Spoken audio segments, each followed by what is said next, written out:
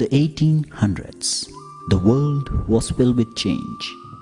The mutiny by the Bengal army was suppressed and Britain took over direct government of India from the East India Company. Mahatma Gandhi still lived in South Africa, and Tagore had not yet written Gitanjali. In America, the first telephone message was transmitted, and in Britain, the first electric light turned on. Charles Darwin published The Origin of Species, and the theory of evolution was born. Wilhelm of Prussia was proclaimed Emperor of Germany. The Civil War ended in America, and slavery was outlawed. In Sindh, India, a son was born to the Kripalani family. He was named Lekraj, and he was an ordinary boy, the son of a schoolmaster. The boy grew up to be a good man, a kind man, an honorable man. He was called Dada as a sign of endearment and respect. Dada means elder brother. Although an ordinary man, he was full of many special qualities. His charisma attracted many. Everyone felt the natural humility and sincerity of his nature. He was highly reputed in his profession. Through hard work and honesty, he achieved a position among the wealthy. He was a rare person whom everyone loved. His family, his friends, his neighbors, his business contacts, everyone. He was married and had children.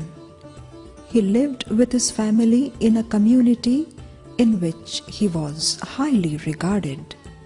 He was an ordinary human being fulfilling his duties and responsibilities with honesty and love.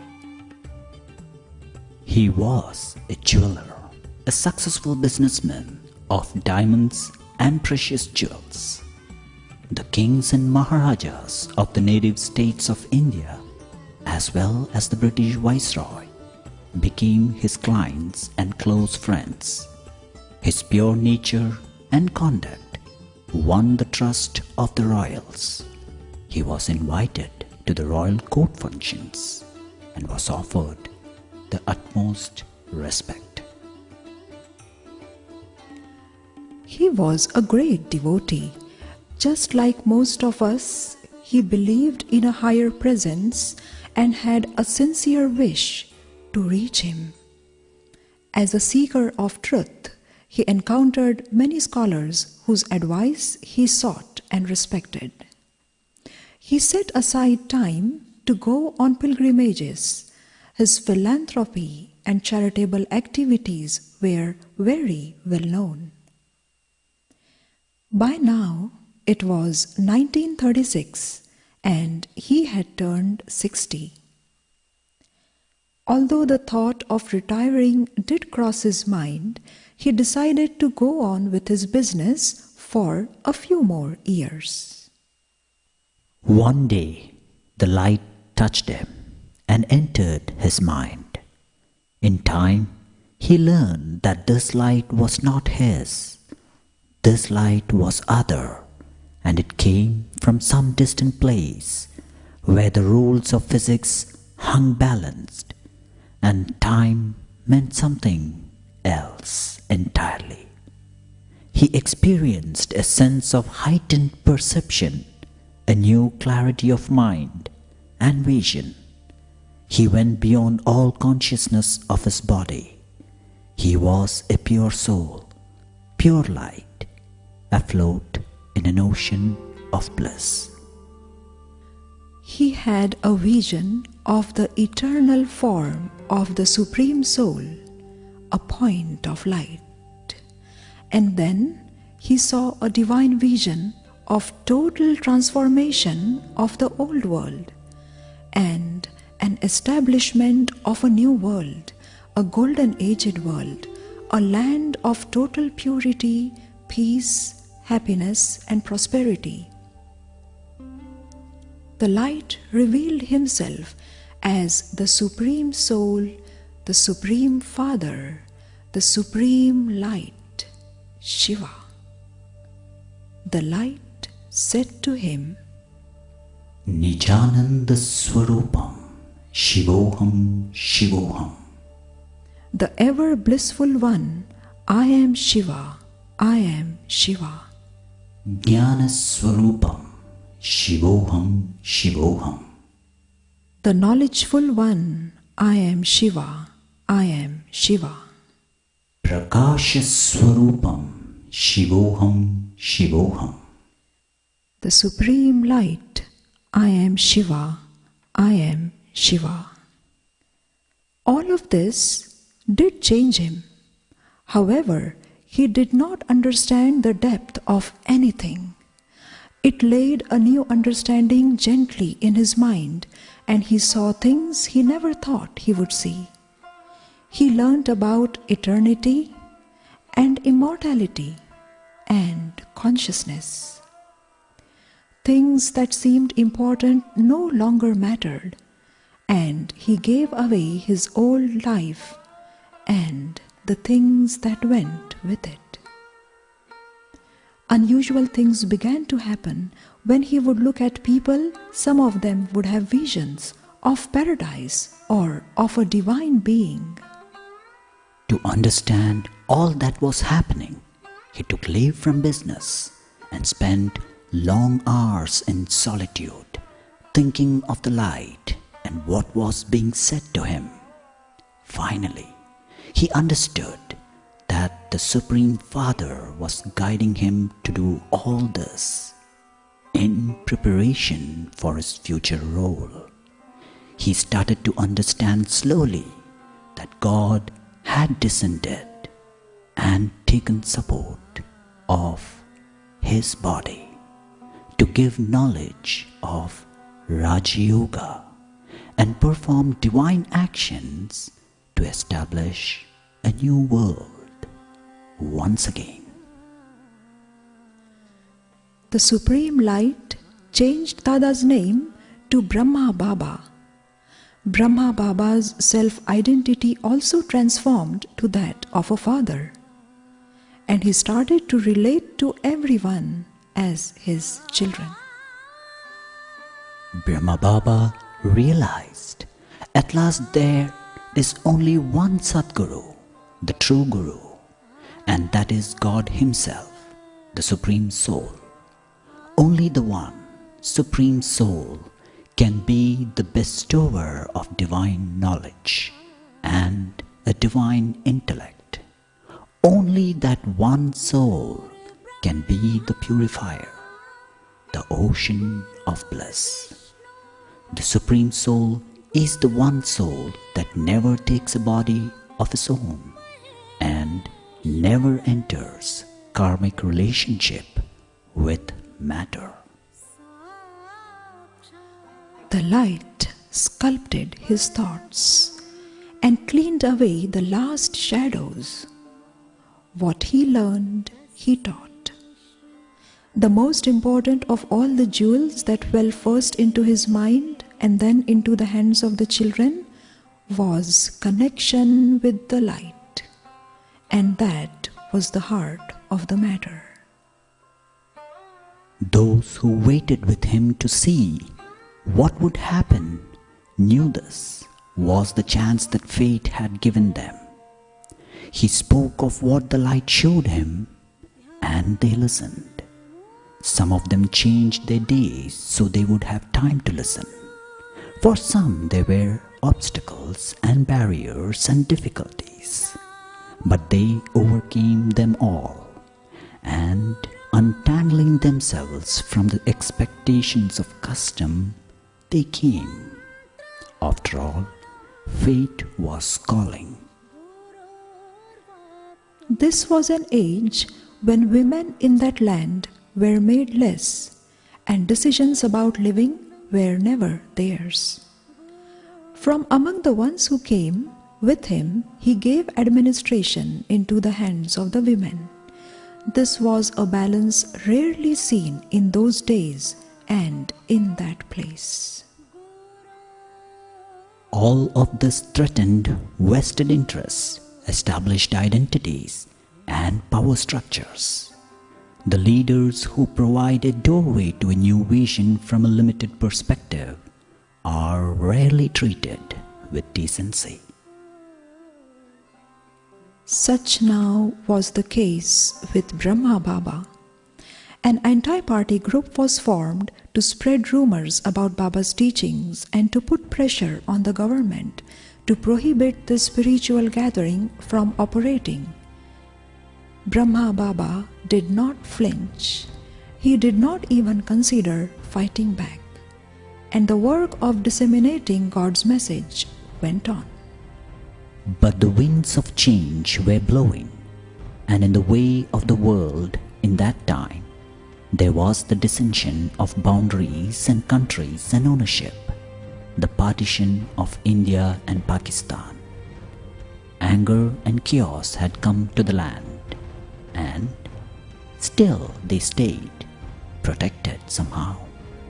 But when change finally filled the land and closed the door to possibility, they quietly left that place.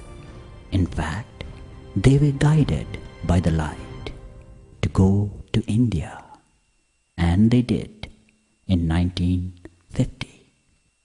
3 had become 300, and they settled on a mountaintop in the mighty Aravalli mountain range in Rajasthan called Mount Abu.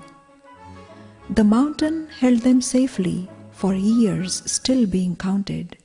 The group started to be known as the Brahma Kumaris World Spiritual University. Brahma Kumaris means daughters of Brahma. Time passed, as it does, and the ones who were very young were now less so. But in all that time, they never thought to leave the mountain. They received direction from the light to expand, because by now the ocean had made each one of them into rivers, deep spiritual rivers. The word spread far and wide in India and through the world. All through this journey, Brahma Baba inspired everyone by constantly remaining serene and pure.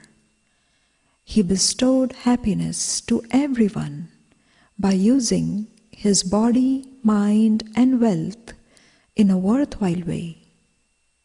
He fulfilled responsibility towards everyone with soul-conscious love.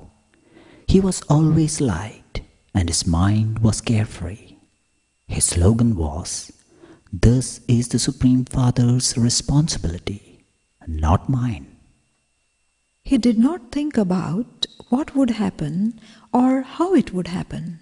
Whenever the Supreme Light gave a signal, Brahma Baba carried out the action. He was never affected by ego or fear in the face of praise or defamation. Brahma Baba provided every facility and comfort to the children.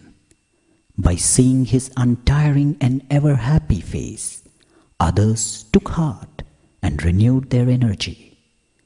Although the road they traveled together was steep, though many difficulties came, no one ever gave in, as Baba instilled unshakable strength and courage in all. Though he was old in years, he was the most playful yogi of them all. If children would be doing any laborious job, he would come and lighten up the atmosphere. His presence made souls happy. He worked long hours, efficiently performing every type of service. His spirit of service, of humility and dedication became the practical ideal of everyone. He taught souls how to cooperate. Even in the midst of work, he would contemplate knowledge, so that wisdom multiplied and remembrance became constant and natural. He demonstrated the method of complete soul consciousness. Baba would take children out for a walk and remind them of the spiritual pilgrimage.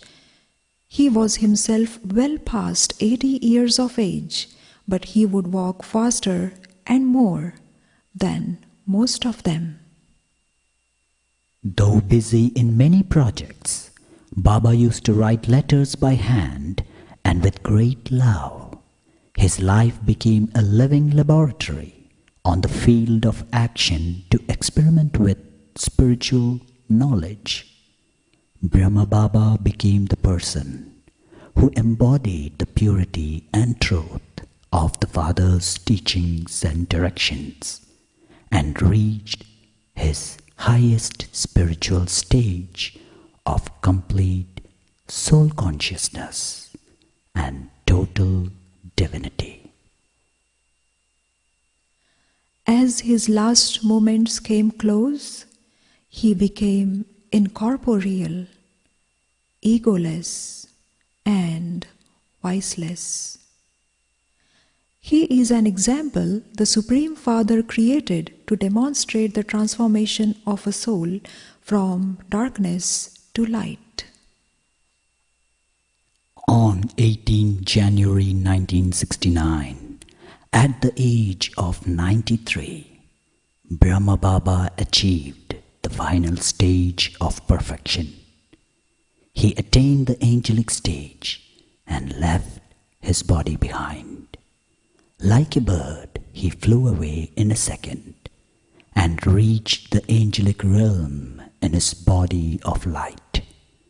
His final conquest in the corporeal world was victory over death and conquering of attachment. His final stage was the remembrance of one. No one ever thought of a time without Brahma Baba, but losing him never meant they lost the light, for the light was separate and would never finish, any more than time itself would stop.